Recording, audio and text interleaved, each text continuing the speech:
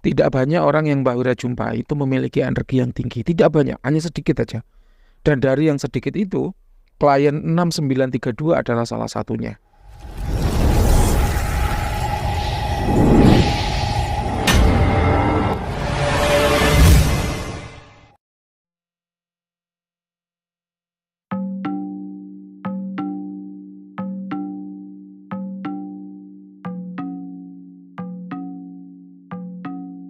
Halo para lovers and haters dimanapun Anda berada, baik yang ada di alam nyata maupun dalam gaib, apa kabarnya? Salam cerdas bersupranatural.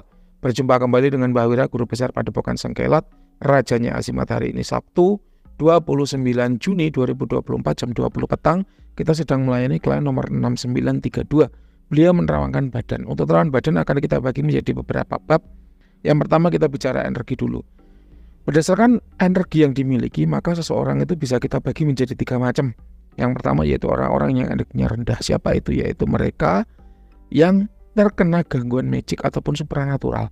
Seperti kena pelet, kena santet, kena kiriman gaib, tinggal di tempat yang angker, ketempelan, kesurupan, dan lain sebagainya.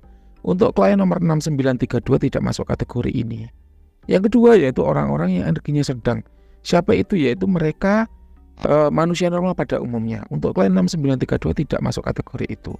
Nah, yang ketiga yaitu orang-orang yang energinya tinggi. Siapa itu? Ada 2. Ya, orang-orang yang energinya tinggi ini ada 2. Yang pertama, orang-orang yang gemar tirakat. Orang-orang yang gemar menempa diri dengan beragam ilmu. Nah, ini klien 6932 masuk kategori ini. Entah ilmu apa yang beliau pelajari, Mbak Wira tidak tahu. Namun jejak atau bekas dari tirakat keilmuan yang dia tekuni itu terjejak dalam energinya. Jadi Mbak Wira terus terang nggak ngerti ilmunya apa, karena ilmu supranatural kan banyak sekali. Namun jejaknya itu kerasa. Energi yang beliau tekuni ini termasuk ilmu-ilmu yang keras. Hal mana ilmu keras ini membuat auranya itu menjadi kemerahan. Aura klien 6932 sendiri itu sebetulnya awalnya biru. Namun karena adanya ilmu-ilmu keras yang dipelajari ini, akhirnya muncullah ya warna merah. Ketika seseorang itu memiliki aura biru dan merah, artinya nanti di bab kedua. Yang kedua yaitu orang-orang ini energinya tinggi bisa karena ada khodam di dalam dirinya. Nah, untuk klien nomor 6932 Mbak Wira tidak menemukan ada khodam di dalam dirinya. Baik itu khodam leluhur, khodam keilmuan, khodam pengisian, ataupun khodam-khodam yang nempel ya karena unsur suka atau cinta. Loh Mbak, katanya klien 6932 punya ilmu, kok nggak ada khodamnya? Ya karena tidak semua ilmu itu memang mendatangkan khodam. Ada ilmu-ilmu yang mendatangkan khodam, namun ada banyak juga ilmu-ilmu yang tidak mendatangkan khodam, namun menimbulkan efek ya, energi yang tinggi. Contohnya meditasi, yoga itu menimbulkan energi yang tinggi, namun tidak mendatangkan khodam. Itu contoh aja, contoh. Masih banyak ilmu lainnya. Titik ya, masalah energi kita tutup. Oh ya, lupa. Untuk skala energi dari 1 sampai 100, kalau menurut Mbak Wira, di angka sekitar 90. Jadi kalau 80 ke atas itu tinggi, 60 ke bawah itu rendah, antara 60 sampai 80 itu sedang, maka ini ada di level 90, jadi masuk kategori tinggi. Kita lanjut. Aura dari klien nomor 6932 ya, ini masuk kategori merah dan biru.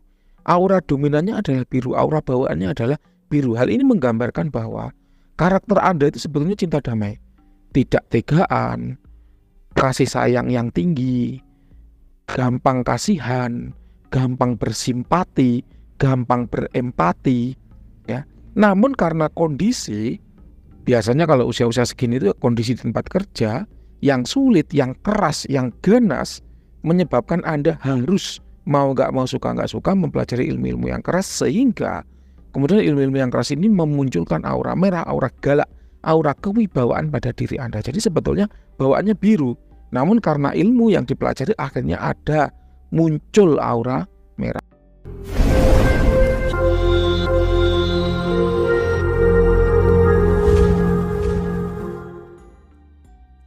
Aura biru dan merah ini berarti pengasihan dan kewibawaan yang seimbang. Jadi kewibawaannya ya bagus, pengasihannya ya bagus. Kapan kita menggunakan ilmu pengasihan? Ketika kita menghadapi pimpinan. Dan kapan kita menggunakan ilmu kewibawaan? Ketika kita menghadapi bawahan atau rekan sederajat. Karena kalau pengasihan dipakai ke bawahan, jadinya ngelunjak. Kewibawaan kalau dipakai ke atasan, jadinya kita kalah pamor. Jadi jangan sampai kebalik. Kewibawaan pakai ke bawahan, sementara asian pakai kepada atasan kita. Gitu ya. Kemudian yang ketiga yaitu titik-titik cakra yang terbuka. Tadi ada pesan khusus dari klien nomor 6932 untuk, Mbak, apakah cakra mahkota saya sudah terbuka? Jawabannya sudah. Sekitar 60-an%. Jadi kalau dibilang setengah lebih, tapi belum sampai 100%, belum sampai maksimal. Kalau udah maksimal itu bersinar terang banget. Nah ini enggak, ya udah bersinar tapi belum terang banget gitu ya. Kemudian cakra-cakra lain yang terbuka ada cakra tenggorokan, cakra jantung ya. Cakra tenggorokan ini membuat kewibawaannya itu kuat. Ngomong tuh disegani oleh orang lain. Kemudian cakra jantung itu bawaan diri Anda, karena memang Anda adalah orang yang penuh dengan welas asih. Orang yang nggak tegaan ya. Ini kalau yang tegaan itu bisa dibilang bakat-bakat psikopat. Nah ini kebalikannya ya. Bakatnya itu bukan ke psikopat. Jadi memang nggak tegaan orangnya, penuh dengan welas asih. Kemudian 3 cakra yang lain yaitu cakra solar, kemudian seks dan root itu juga terbuka dengan baik. Lomba berarti hampir semua. Enggak, ada cakra ajna yang belum terbuka dengan baik. Namun kalau dibilang di antara semua cakra itu mana yang paling kuat, kalau menurut Mbak Wira itu ada di root cakra, cakra dasar, dan cakra tenggorokan. Itu yang paling kuat terbukanya. Gitu ya. Kemudian yang terakhir yaitu bab kodam ya. Untuk kodam-kodam ini kalau menurut Mbak Wira nggak ada ya. Baik itu kodam leluhur, kodam pengisian, kodam ilmuwan maupun kodam yang ikut karena suka atau cinta, itu nggak ada. Baik, terawangan ini Mbak Wira yakin belum selesai.